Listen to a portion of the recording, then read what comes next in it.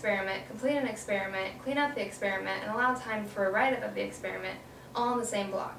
In the past, this would have taken him 3 days as opposed to just one block. The reason it would have taken 3 45-minute blocks as opposed to one 90-minute block is because you would have to set up the lab, take it down, set it up, take it down, set it up, take it down 3 times, which would inevitably eat up at least 45 minutes. Every week in science classes, 3 days are taken for a lab that could take 1 day. These benefits aren't only seen in science. They would be seen in English classes where they would no longer have to continue class discussions from one day to the next. They could cover one discussion over one 90-minute block and not have the disjointed discussions that are currently taking place. Math classes would be able to complete lab and data analyzing all in one period. The benefits for each class are limitless, so long as the teacher is willing to adapt to the changes. A major benefit to block scheduling is the opportunity students have to concentrate more on each subject's homework. The stress load of an 8-period day is enough without considering that that night the student is expected to do 8 periods of homework. With this added, some students feel overwhelmed and are more likely to just not do any homework because they're not sure where to start and the pile is seemingly endless. With a block schedule, they would only have 4 periods of homework to do per night, which would seem much more manageable. They would also feel like they could still do the extracurricular activities that they're trying to do on top of their homework. This would also teach some time management skills, which will follow them throughout their entire life.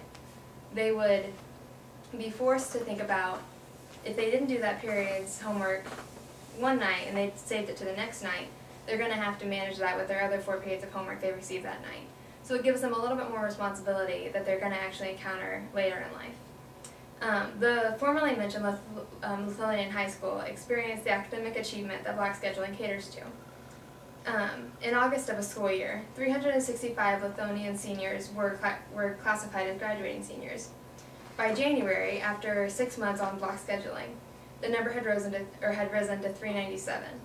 With fewer class assignments per night, the students were able to concentrate on each class without having to pick and choose which assignments they would complete. In addition to out-of-class benefits, block scheduling allows students and teachers more in-class instruction time. Every morning, teachers find it necessary to open their doors to help students grasp material that they weren't able to teach them in class. Although a student who can come in early may benefit from this extra instructional time, a student who has a sport before class or whose parent can't bring them to school before class will suffer. Class time is for instruction, and if class time is not long enough for the material, then instruction will simply be reduced to accommodate. In the study compiled by Short and Thayer, they offer suggestions which teachers can utilize with the flexibility of longer periods. They say that with longer blocks of time, teachers can teach and students can learn.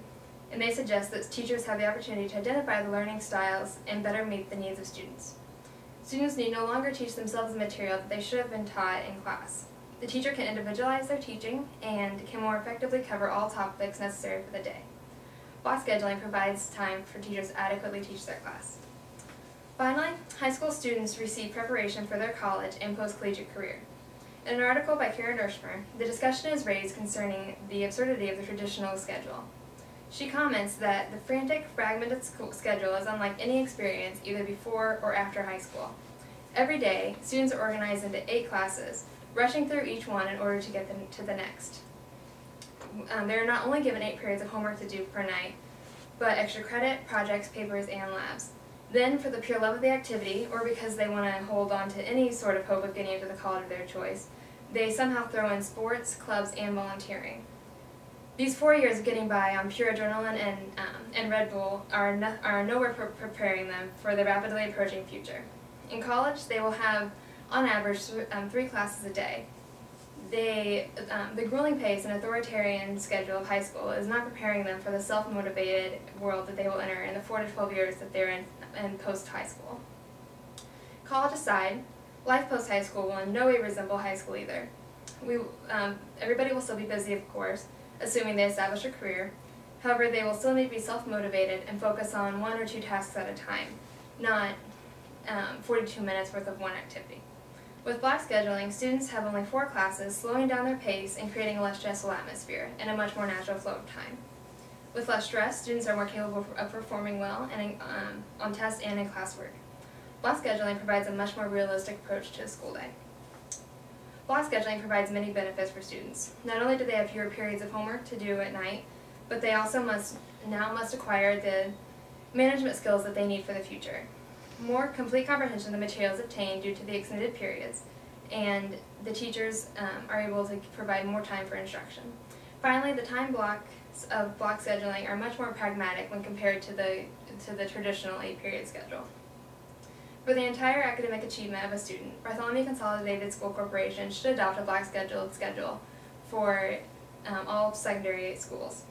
Schooling is about a student's academic achievement. The school itself should not stand in the way of that. Thank you.